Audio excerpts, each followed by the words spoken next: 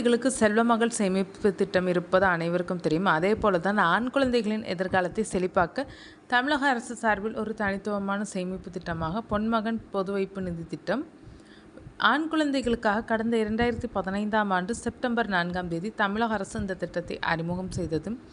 இதற்கு பொன்மகன் சேமிப்பு திட்டம், செல்வ மகன் சேமிப்பு திட்டம் என பல பெயரும் உண்டு.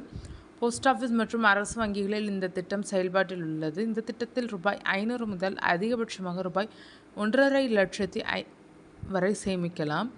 தொகையை மொத்தமாகவோ அல்லது மாதமும் செலுத்தலாம். இந்த திட்டத்தில் கிடைக்கும் வட்டிக்கு முற்றிலும் வரி கிடையாது. அதேபோல் இந்த திட்டத்தில் முதலீடு செய்யும் ரூபாய் 1,50,000 லட்சத்திற்கும் வரி கிடையாது.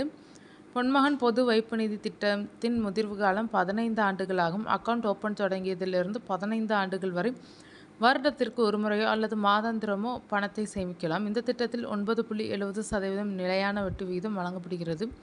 இது மற்ற சேமிப்பு திட்டங்களின் வட்டி விகிதத்தை விட மிக அதிகம். இந்த திட்டத்திற்கு விண்ணப்பிக்கும் ஆண் குழந்தை தமிழக அரசிடமிருந்து வேறு எந்த நிதி உதவியும் பெறக்கூடாது. ஒரு குடும்பத்தில் உள்ள ஒரு ஆண் குழந்தைக்கு மட்டுமே பொன்மகன் பொது வைப்பு நிதி திட்டத்தின் கீழ் அக்கவுண்ட் ஓப்பன் செய்ய முடியும்.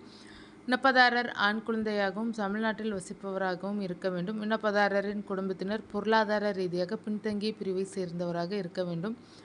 அதேபோல் குழந்தையின் வயது 10 அல்லது அதற்கு மேல் இருந்தால் அக்கவுண்ட் அந்த குழந்தையின் பெயரிலே ஓப்பன் செய்து கொள்ளலாம். 10 வயதிற்கும் குறைவாக இருந்தால் பெற்றோர் பெயரும் குழந்தையின் பெயரும் சேர்த்து அக்கவுண்ட் ஓப்பன் செய்யலாம். போஸ்ட் ஆஃபீஸ் அல்லது அரசு வங்கியில் சென்று பொன்மகன் பொது வைப்பு நிதி திட்டம் பற்றி கூறினால் ஒரு விண்ணப்ப படிவம் கொடுக்கப்படும். அதில் தேவையான விவரங்களை பூர்த்தி செய்து அனைத்து ஆவணங்களையும் இணைத்து சேமிக்க விரும்பும் தொகையை சமர்ப்பிக்கவும். பின்பு மாதமோ அல்லது வருடத்திற்கு ஒரு முறையோ பணத்தை தவறாமல் அக்கவுண்டில் போட்டு வரவும்.